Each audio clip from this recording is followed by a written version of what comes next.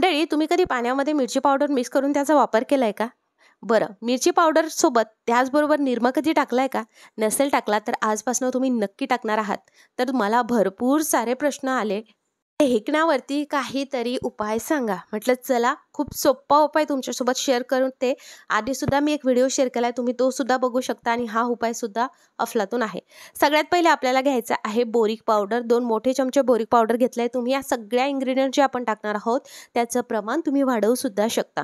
आता हे boric powder आपण धान्य साठवण्यासाठी त्याचा वापर करत असतो. कॅरम खेळण्यासाठी सुद्धा कॅरम बोर्डवरती हेच पावडर टाकलं जातं. तेच बोरिक पावडर मी घेतलेलं आहे. त्यामध्ये आपण टाकलेलं आहे 1 चमचा मिरची पावडर आणि इथे थोडंसं आपल्याला तिखटसरच मिरचीची पावडर घ्यायची आहे. त्यानंतर जेवढं आपण मिरचीचं पावडर घेतलं आहे तेवढंच आपल्याला इथे टाकायचं आहे निरमा. आणि एक गोष्ट नक्की लक्षात घ्या, जे इन्ग्रेडियंट्स मी यामध्ये तुम्हाला सांगत आहे ते संपूर्ण आपल्या घरी अवेलेबल असतात आणि तुम्हाला गॅरंटी देते ढेकून याने जाणार म्हणजे जाणारच. फक्त जेव्हाही तुम्ही हे बनवत आहात तेव्हा हातामध्ये ग्लोव्ज वगैरे घालू शकता किंवा ग्लोव्ज नसतील तर हातात कॅरी बॅग घालू शकता. आता इकडे मी सगळ्यात शेवटी टाकलेला आहे, जेवढा आपण निरमा घेतला तेवढाच नमक म्हणजेच मीठ टाकलेलं आहे. हे व्यवस्थितरित्या पावडर आपली तयार झाली आहे. तुम्ही ह्या पावडरचा असा सुद्धा वापर करू शकता. पण ही पावडर काय होतं, आपण झाडून घेतलं घर तर मग ही पावडर सुद्धा झाडण्यामध्ये जाते. मग अशा वेळेस अशा पद्धतीने तुम्ही त्याचा वापर करा. थोडं थोडं पाणी टाकून आपल्याला याची पेस्ट बनवायची आहे. आता ही सुद्धा 2 फॉर्ममध्ये तुम्ही यूज करू शकता. एक तर मी सांगणार त्या फॉर्ममध्ये किंवा मग लाडूसुद्धा बनवू शकता.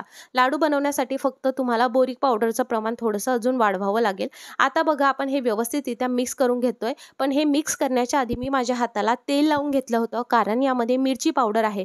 मिरची पावडर म्हटलं तर हाताला नक्की आग होणार, म्हणून मी तेल लावून घेतलंय. ग्लोव्ज माझ्याकडे नव्हते म्हणून मी इकडे तेलाचा वापर केलाय. तुम्ही सुद्धा तसं करू शकता. बघता बघता इथे अशी पेस्ट तयार झाली. थोडं थोडं पाणी टाकून पेस्ट करा किंवा लाडू बनवले तरी चालेल. पण मला पेस्टचा रिझल्ट सगळ्यात जास्त आवडला त्यामुळे मी हे करत आहे. त्यानंतर आपल्याला ना कोणताही कागद घ्या, न्यूजपेपर घेतला तरी चालेल. पण न्यूजपेपर कसं होतं ना, पातळ असतो, त्यामुळे तुम्ही झेरॉक्स पेपर घेऊ शकता किंवा मग वहीचं एखादं पेज घेतलं तरी चालेल.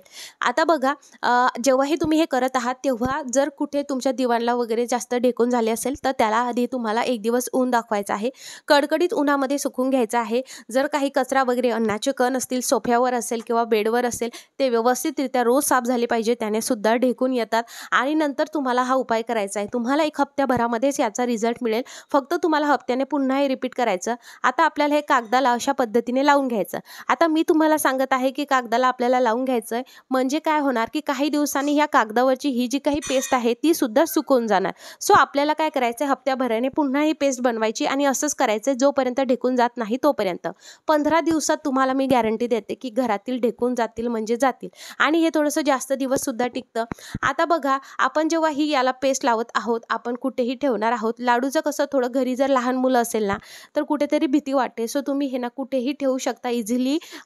दिवाणच्या खाली वगैरे ठेवा, फक्त मुलांना दिसणार नाही याची मात्र इथेही काळजी घ्यायची आहे. आणि याच्यामधला जो काही ओलसरपणा आहे हा थोडासा मला जास्त दिवस टिकणारा वाटला ॲज कम्पेअर लाडू. सो त्यामुळे मी अशा पद्धतीने कागदावर हे ठेवलेलं आहे. आता आपल्याला हे पूर्ण ड्राय करून घ्यायचे. तुम्ही जर लाडू केले असतील तर ते सुद्धा तुम्हाला ड्राय करून घ्यायचे आहे अर्धा तास तरी. आणि त्यानंतर तुम्हाला हे दिवाणखाली किंवा गादीखाली त्याचबरोबर सोफ्यामध्ये कुठेही तुम्हाला जिथे जिथे असं वाटते की स्पेस वाटतो आहे किंवा ढेकून आहे तिथे तुम्हाला हे व्यवस्थितरित्या ठेवून द्यायचं आहे. बिलकुल तुम्हाला रिझल्ट मिळेल म्हणजे मिळेल. फक्त एक गोष्टीची नक्की काळजी घ्यायची आहे, अन्नाचे कण बिलकुल खाली सांडता कामा नये. याने ना ढेकून सुद्धा जाईल. त्याचबरोबर याने झुरळ जर असतील ना तर घरातील झुरळसुद्धा नक्की जाणार आहे. खाली बघू शकता बिलकुल कागद ओलसर झालेला नाही आहे, त्यामुळे ही ट्रिक नक्की आजमावून बघा किंवा हा उपाय नक्की ट्राय करून बघा. आता जे लाकडी फर्निचर आहे ना तिथे मी हे अशा पद्धतीने ठेवते. जास्त करून कबर्ड्समध्ये ना हे ठेवलेला खूप फायदा होतो. अशा पद्धतीने बघा कागद व्यवस्थितरित्या कुठेही छोट्या स्पेसमध्ये सुद्धा जातो. नक्की ट्राय करून बघा आणि हा उपाय केल्यानंतर रिझल्ट आला तर या व्हिडिओच्या खाली कमेंट करून नक्की सांगा. हा व्हिडिओ जर तुम्ही फेसबुकवर बघत असणार लाईक करा, फॉलो करा. व्हिडिओ आवडला असेल लाईक करायचं, पण आवडला नसेल तर डिसलाईक नक्की करू शकता. बोलण्यामध्ये एखादा शब्द वर खाली झाला तर नक्की ॲडजस्ट करा. आणि हो, तुम्हा सर्व जे मला सजेशन करता मी ते नक्की ट्राय करत असते की मी चेंजेस करावे आणि त्यातून काही शिकावं. सो तुम्ही जे सजेशन करता त्यासाठी सुद्धा खूप खूप आभार. तर चला मंडळी भेटूयात पुढच्या व्हिडिओमध्ये. हा व्हिडिओ बघितल्याबद्दल तुम्हा सर्वांचे खूप खूप आभार मंडळी.